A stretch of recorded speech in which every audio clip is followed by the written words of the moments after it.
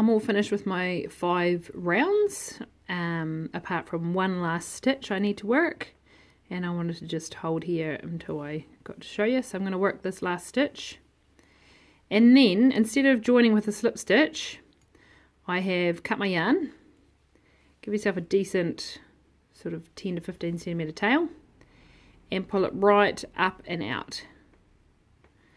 And then what I want you to do is pop this thread on your needle. So to do that, I just fold it over my needle and pinch, pull the needle out, and then push that eyelet over top.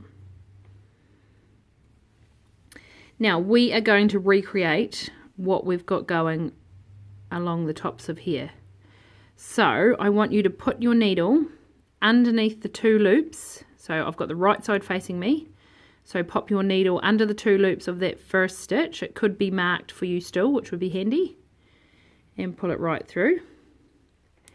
And then I want you to put it down the center of the last stitch that you just created and send it out the back, or the inside of the hat. In there, if you give it a wee snug tie and then loosen it off, is your invisible join.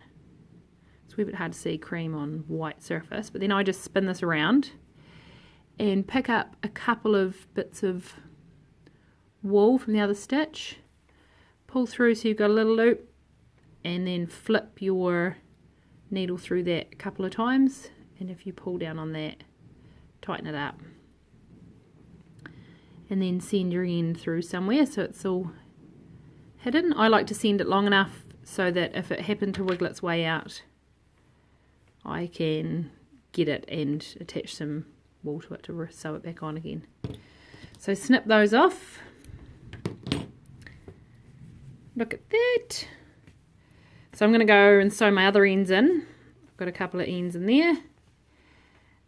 But first I just want to show you some measuring up with our Hat Basics worksheet, just to make sure we've got the right height. Isn't that looking cute? And then we'll get on to the pom-pom.